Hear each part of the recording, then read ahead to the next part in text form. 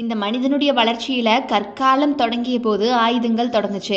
ஆனா முதல்ல பாத்தீங்கன்னா தற்காப்புக்கும் வேட்டைக்கும் மட்டும்தான் பயன்படுத்தப்பட்டு வந்துச்சு ஆயுதங்கள். ஆனா காலப்போக்கில் பாத்தீங்கன்னா போருக்காக மற்றவர்களை அழிப்பதற்காக மட்டுமே பயன்படுத்த தொடங்கினாங்க ஆயுதங்களை. சிபிஆர் அதாவது வேதியியல், உயிரியல் மற்றும் கதிரியக்க ஆயுதங்கள் அப்படிங்கிறது நவீன போர் கருவிகளாக நம்மளுக்கு சொல்லப்பட்டிருக்கு. ஆனா அதற்கான பிள்ளையார் சுழிகள் பாத்தீங்கன்னா பண்டைய காலகட்டத்திலேயே போடப்பட்டுருச்சு அப்படிங்கிறது தான் ஆச்சரியமே. முதல்ல சில ஆயுதங்கள் பாத்தீங்கன்னா கிரேக்க புராணங்கள்லயே சொல்லப்பட்டிருக்கு அப்படின்னு சொல்லலாம். அதுல ஹெர்குலஸ் அம்புகளை விஷத்துல நினைச்சு படைகள் மீது எரிஞ்சதாக சொல்லப்படுது.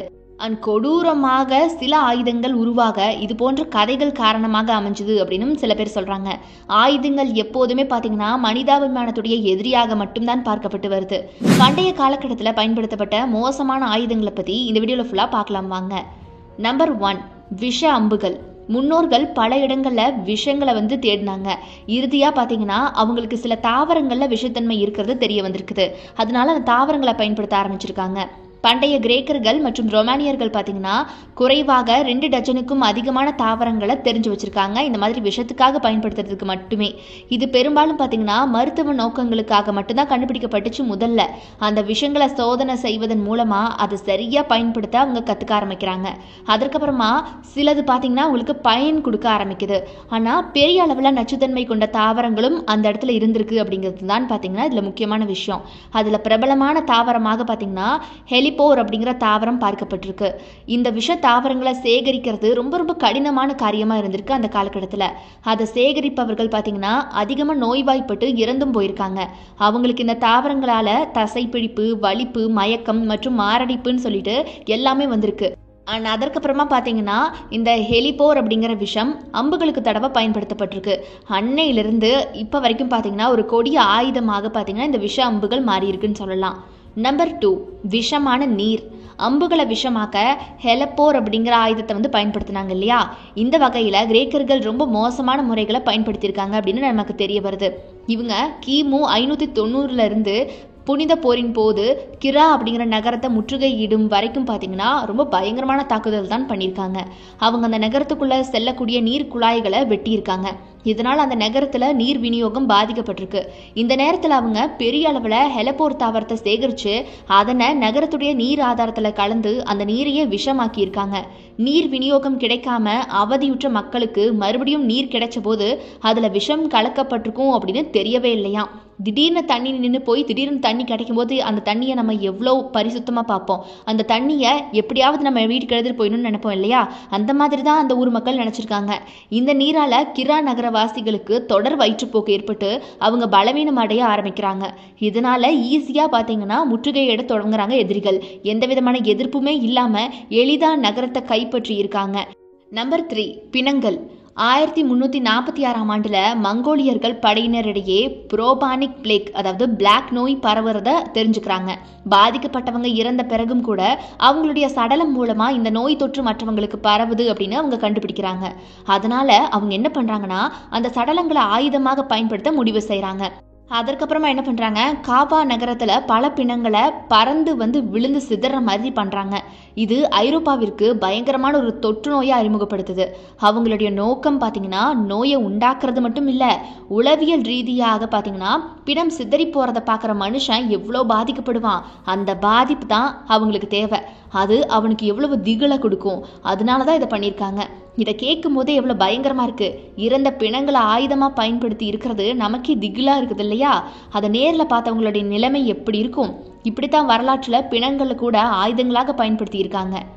நம்பர் 4, புதுமையான வாள்கள். நச்சு தாவரங்களும் மூலிகைகளும் போரில் பயனுள்ளதாக இருந்துச்சு அப்படின்னு சொன்னேன் இல்லையா. அதே மாதிரி தான் இதுவும். ஆனால் மாவீரர் அலெக்சாண்டர் மத்திய கிழக்கை கைப்பற்றிய போது இன்னும் மோசமான ஒரு ஆயுதத்தை கண்டுபிடிச்சிருக்காரு. சரியா கிமு 326 அலெக்சாண்டரும் அவருடைய படைகளும் இப்ப இருக்கக்கூடிய பாகிஸ்தான்ல அமைஞ்சிருக்கக்கூடிய ஹர்மட்டேலியா அப்படிங்கிற நகரத்துக்கு வந்திருக்காங்க. ஹர்மட்டேலியா மக்கள் தங்களுடைய வெற்றியின் மேல விந்தையாக அதிக விதமான நம்பிக்கையோட இருந்ததாக சொல்லப்படுது அந்த காலகட்டத்தில். அதற்கான காரணத்தை சீக்கிரமே கிரேக்கர்கள் கண்டுபிடிச்சிருக்காங்க. ஹெர்மட்டோலியா வீரர்களுடைய வாள் மற்றும் அம்புகள்ல மரணத்தை ஏற்படுத்தக்கூடிய விஷம் பூசப்பட்டிருக்குமா எப்போவுமே. அதனால ஏற்படக்கூடிய சிறிய கீறல் கூட ஒரு மனுஷனை கொன்னே போட்டுருமா. இந்த விஷமானது பாத்தீங்கன்னா பாம்பு கிட்ட இருந்து பெறப்படுவதாக அங்க இருக்கக்கூடிய மக்கள் மூலியமா தகவல் கசியுது. ஆனால் தகவல் என்னமோ பார்த்தீங்கன்னா பாம்பு கிட்ட இருந்து விஷம் வருது அப்படிங்கிறது மட்டும்தான். ஆனால் அந்த விஷம் எப்படி தயாராகுதுன்னு தெரியுமா? இந்த பாம்புகள் கொல்லப்பட்டு வெயிலில் அழுக வைக்கிறாங்க. அதாவது அந்த வெயிலில் அந்த பாம்புகள் கொல்லப்பட்டு அழுகி போகுது.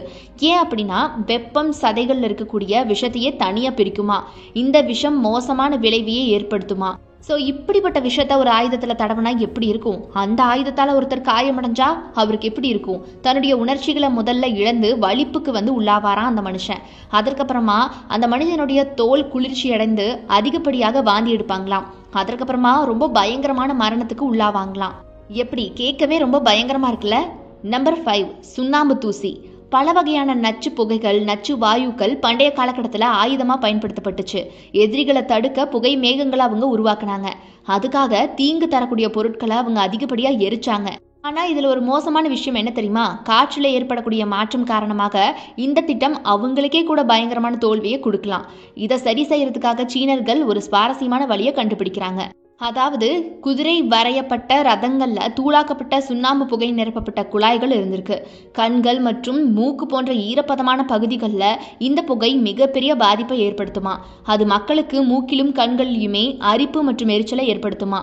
இது போக அந்த புகையை சுவாசிப்பவங்களுக்கு மூச்சு திணறல கூட அது கொடுக்குமா.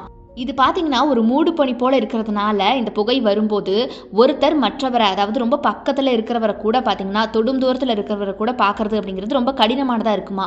இது கலகக்காரர்களையும் அவங்களுடைய குதிரைகளையும் குழப்பத்துக்கு உள்ளாக்குமா. இப்போ கூட இது போன்ற நடவடிக்கைகள் மேற்கொள்ளப்பட்டுட்டு தான் வருது. ஆனால் இந்த அளவுக்கு வீரியம் மிக்க புகைகளை யூஸ் பண்ணுறாங்களா அப்படிங்கிறது தான் தெரியல. நம்பர் 6 தேனி குண்டுகள். போரில் பயன்படுத்தப்பட்ட முதல் ஏவுகணையில் எரிபொருட்கள் இல்லை. அதற்கு பதிலாக அவங்க தேனீக்களை தான் பயன்படுத்தியிருக்காங்க. அவங்க தேனீக்களை வச்சு தான் நகரங்களை ஆக்கிரமிச்சிருக்காங்க. பூச்சிக்கு எல்லாருமே பயப்படுவாங்க அப்படிங்கிறதுனால இந்த முறை பயன்படுத்தப்பட்டிருக்கு அந்த காலகட்டத்தில். ஆனால் இதனால இரு தரப்பினருக்குமே ஆபத்து வருவதற்கான வாய்ப்புகள் அதிகமாகவே இருந்திருக்கு. இந்த தேனீக்களுடைய கூடுகள் மண்ணால் மூடப்பட்டு கவனமாக கொண்டு செல்லப்பட்டிருக்கு. தேனீக்களை அமைதிப்படுத்த புகையை பயன்படுத்துறத பழங்காலத்திலிருந்தே பின்பற்றிட்டு வந்திருக்காங்க. அண்ட் இந்த மாதிரி தேனீக்களை அமைதிப்படுத்துறதுக்காக அவங்க ஒரு மாதிரி சிறப்பு பொடிகள், ஒரு மாதிரி தனியான பொடி வகைகளை வச்சிருந்ததாகவும் சொல்லப்படுது. அதாவது முதல் உலக போரின் போது படைகள் சுரங்கங்கள் வழியாக முற்றுகையிட வரும்போது அவங்க மேல தேன் கூடுகளை வீசியிருக்காங்க. அதனால முதல் உலக போர் வரையில தேனி தான் ஆயுதமா பயன்படுத்தப்பட்டிருக்கு. நம்பர் 7 எரியும் அம்புகள். 9ஆம் நூற்றாண்டின் முற்பகுதியில் எரியும் அம்புகளுடைய பயன்பாடு அதிகமாகவே இருந்திருக்கு. பண்டைய காலகட்டத்தில் நெடுந்தூரம் போய் தாக்கக்கூடிய ஏவுகணைகளாக அம்புகள் தான் பயன்படுத்தப்பட்டிருக்கு. இன்னும் தெளிவாக சொல்லணும்னா ஆரம்ப காலகட்டத்தில் இதெல்லாம் மர சுவர்களை கூட உடைச்சிருக்கு இந்த அம்புகள். ஆனால் நாட்கள் போக போக இதனுடைய செயல்திறன் குறைஞ்சு போயிடுச்சுன்னு சொல்லலாம். ஏன் அப்படின்னா முன்னேற்றம் காரணமாக கற்சுவர்கள் உருவாகிருச்சு, கல்லால் உருவான சுவர்கள். அதனால அம்புகளால் அந்த சுவர்களை ஒன்றுமே பண்ண முடியல. அதனால அம்புகளை புதுப்பிக்க எண்ணியிருக்காங்க மக்கள். அதனால பார்த்தீங்கன்னா அந்த அம்புகளை நெருப்பை பற்ற வைக்கும் முறையை பயன்படுத்தியிருக்காங்க. இந்த மாதிரி நெருப்பை பற்ற வச்சு எரியறது மூலமாக சேதத்தை கண்டிப்பாக ஏற்படுத்தலாம் அப்படின்னு நினச்சிருக்காங்க. ஆனால் நீரில் இது எந்த சேதத்தையுமே ஏற்படுத்தாம அணைஞ்சு போயிடும். இதற்கான மாற்று வழியாக பைன் மரங்கள்ல இருக்கக்கூடிய எரியும் தன்மை கொண்ட பிசின்கள் பயன்படுத்தப்பட்டிருக்கு. இப்படியாக உருவாக்கப்பட்ட எரியும் அம்புகள் போரில் அதிக சேதத்தை ஏற்படுத்தி இருக்கு. இந்த அம்புகள் தொலைவிலேயே எதிரியை தாக்கிடுமா. அதனாலேயே இந்த அம்புகள், இந்த எரியும் அம்புகள் பார்த்தீங்கன்னா போரில் பயன்பாட்டில் இருந்து வந்துச்சான். நம்பர் 8 நச்சுத்தேன். நூற்றுக்கணக்கான ஆண்டுகளாக பார்த்தீங்கன்னா ஒவ்வொரு படையுமே ஒரு வலுவான ஆயுதத்தின் மூலமாக தான் வெற்றி பெற்றாங்க.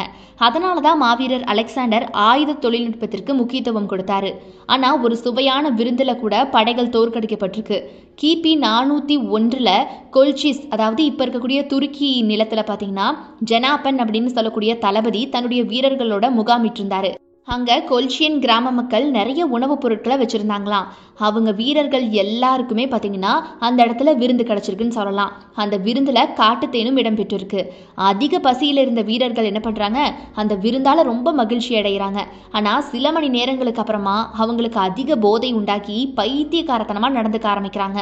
கொஞ்ச நேரத்திலேயே ஆயிரக்கணக்கான வீரர்களும் இறந்தும் போயிடுறாங்க. இன்னைக்கும் கூட பார்த்தீங்கன்னா கொஞ்சம் சின்ன அளவில் அந்த தேனானது மதுபானங்களில் கலக்கப்படுமா. இந்த தேனை அந்த மதுபானங்களில் கலந்தா அதை குடிக்கணும்னு தோணிட்டே இருக்குமா. இதனுடைய விளைவுகள் தெரியாமல் ஒருத்தர் அதிகமாக எடுத்துக்கும் போது கண்டிப்பாக விபரீதம் நடக்கும். 4ஆம் நூற்றாண்டிற்கு அப்புறமா அதே பிராந்தியத்தில் ரோமானிய இராணுவத்திற்கும் இதே நிகழ்வு தான் நடந்திருக்குது. நம்பர் 9 தேள் குண்டுகள். குளவிகள் மற்றும் தேனீக்கள் போரில் ஆயுதங்களாக பயன்படுத்தப்பட்டு வந்துச்சு. சில சமயங்களில் வண்டுகள் கூட பயன்படுத்தப்பட்டு வந்துச்சு. இந்த உயிரினங்கள் எல்லாமே பாலைவனத்தில் அதிகமாக நம்மளால் பார்க்க முடியும். மெசொப்பொத்தேமியாவை கட்டுப்படுத்தும் முயற்சியின் போது ரொமானியர்களுக்கு எதிராக புது வகை பூச்சிகள் பயன்படுத்தப்பட்டுச்சு. குடிமக்கள் ரொமானிய படையெடுப்புக்கு எதிராக ரொம்பவே ஸ்ட்ராங்கான பாதுகாப்பை உண்டாக்க நினைச்சாங்க. அவங்க பார்த்தீங்கன்னா தேள் நிரப்பப்பட்ட களிமண் குண்டுகளை உருவாக்கியிருக்காங்க. அதை அவங்க படையெடுத்து வர்றவங்க மேலே வீசி எரிஞ்சிருக்காங்க. இப்படி எரியும் போது அந்த தேள்கள் கடிக்கப்பட்டு 3 நாட்கள்லயே கடி வாங்கினவங்க நீடிச்ச வேதனையோட மரணத்தை தழுவுவாங்களாம். ஸோ ஓகே மக்களே, இப்படித்தான் மோசமான பல ஆயுதங்கள் பண்டைய காலம் முதலே மனுஷங்களால் உபயோகப்படுத்தப்பட்டு வந்துச்சு. ஆனால் இது எதுவுமே ஒரு நாளும் பார்த்தீங்கன்னா அமைதிக்கு வழி வகுக்கலை அப்படின்னு சொல்லலாம். இன்றைக்கும் கூட பார்த்தீங்கன்னா பல ஆயுதங்களால் மக்கள் அடிச்சுக்கிட்டு சாகிற நிலைமை இருக்குது. ஆனால் பண்டைய காலகட்டத்தில் பார்த்தீங்கன்னா எந்த விதமான தொழில்நுட்பமும் இல்லாமலேயே கூட இன்னொருத்தரை அடிக்கக்கூடிய முறையை ரொம்ப வித்தியாசமான ஆயுதங்களால் பயன்படுத்தியிருக்காங்க. ஸோ இது வியக்கத்தக்கது அப்படின்னு சொல்லலாம். ஸோ இதை பற்றி நீங்கள் என்ன நினைக்கிறீங்க? இப்போ நம்ம பார்த்த 10 விதமான ஆயுதங்களில் உங்களுக்கு எது ரொம்ப ஃபேவரட்டாக இருந்துச்சு, பிடிச்சது, எது பயங்கரமாக இருந்துச்சுன்னு நினைக்கிறீங்களோ அதை மறக்காமல் கமெண்ட் பாக்ஸில் கமெண்ட் பண்ணிடுங்க. இந்த வீடியோ பிடிச்சிருந்தா லைக் பண்ணுங்கள். நம்ம அறம் யாதனையில் யூடியூப் சேனலை சப்ஸ்கிரைப் பண்ணி சப்போர்ட் பண்ணுங்கள்.